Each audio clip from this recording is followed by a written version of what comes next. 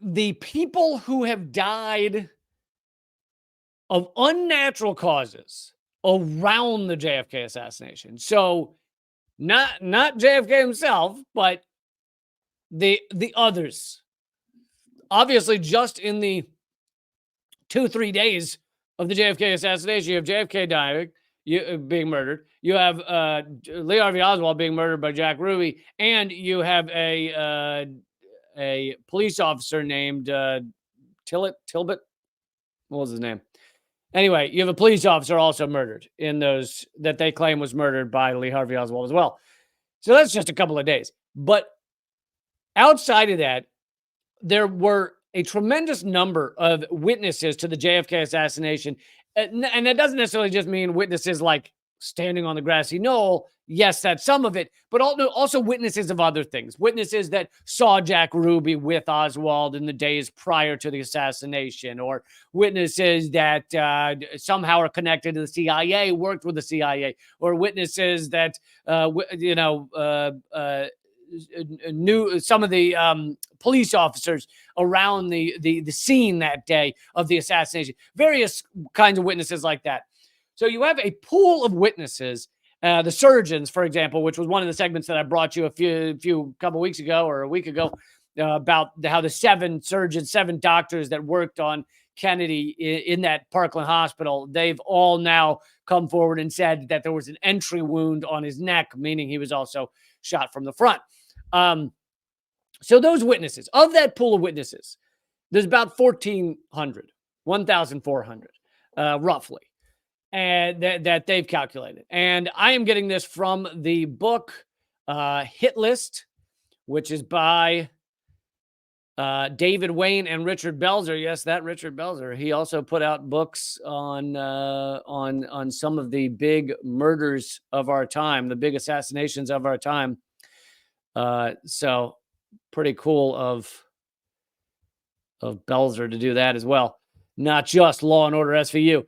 But anyway, so in this book, they talk about those 1,400.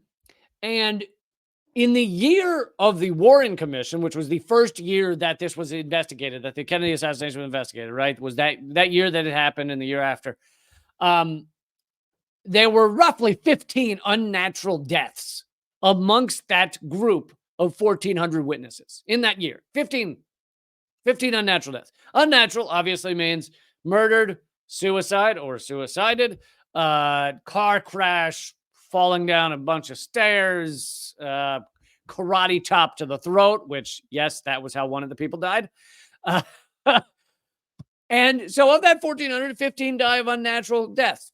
Now, that doesn't sound that unusual, but it actually is highly unusual because unnatural deaths are not that common in a group of only 1,400.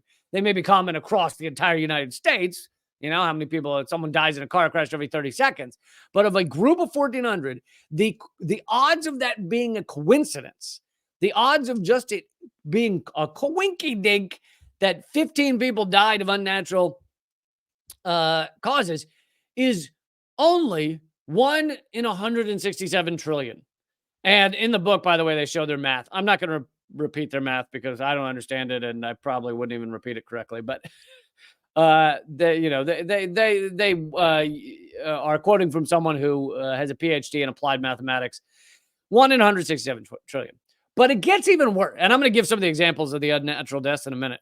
But it gets even worse because many more people in that witness group died of unnatural deaths in the coming years, but especially in the year leading up to and including the 1977 reinvestigation of the Kennedy assassination, which was called the House Select Committee on Assassinations.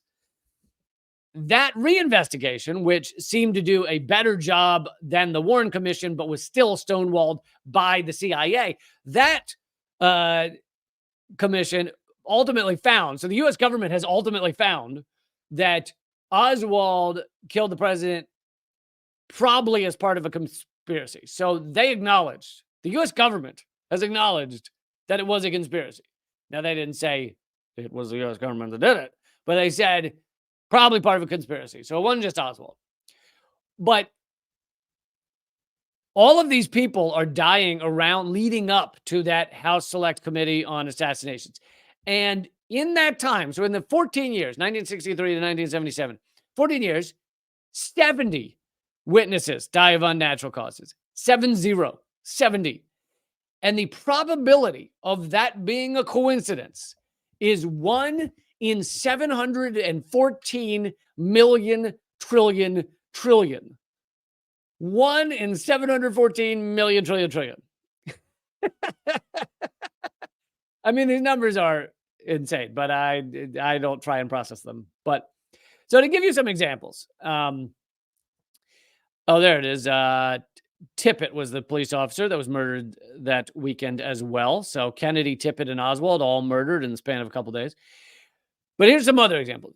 Dorothy Kilgallen, the nationally famous reporter who interviewed Jack Ruby in prison, died of unexplained causes after hinting at an explosive breakthrough in the Kennedy story.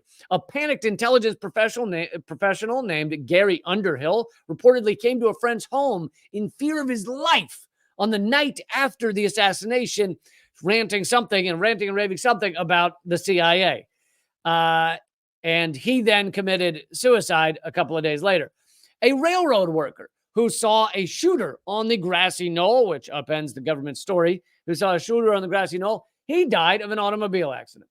Strippers employed by Ruby had reported having seen him with Oswald before the assassination. They too were all soon dead. Sheriff's deputies who talked too much about what they saw were killed on duty or driven to suicide. A witness who saw a man other than Oswald fleeing the Texas School Book Depository building after the shooting received several telephone threats and survived multiple attempts on his life. And of course, there is the Pitzer case. Lieutenant Commander Pitzer was at the Kennedy autopsy and then was killed under suspicious circumstances. Just to top it off, there is, of course, which I brought you a longer version of this several days ago. There is Kennedy's mistress. And if you want to see just that segment on Kennedy's mistress, you can look at my Rumble feed. You can look at my TikTok as well. But anyway, Mary Pinchot Meyer, often called Mary Meyer, it wasn't a secret that she was Kennedy's mistress. It was well known. She was probably the love of his life. They knew each other since high school, but they didn't really, she didn't kick into high gear as his mistress until she divorced her husband, who was in the CIA, who was higher up in the CIA, Cord Meyer. Anyway, but she was shot in the back of the head in broad daylight in Washington, D.C. on the canal towpath. And she, she was shot, she was killed to be about a year after his assassination. And she had been in the months since the Warren Commission had come out, she had been going around to her contacts, which she was in the political elite in Washington. So she had high up contacts saying the Warren Commission got it wrong and the CIA was out to get JFK.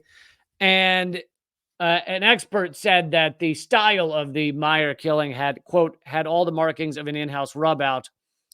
And then just a couple more here. In March 28, 1977, the House Select Committee on Assassinations made several telephone calls, attempting to locate Chicago hitman Charles Nicoletti. The following day, he was shot to death in his car.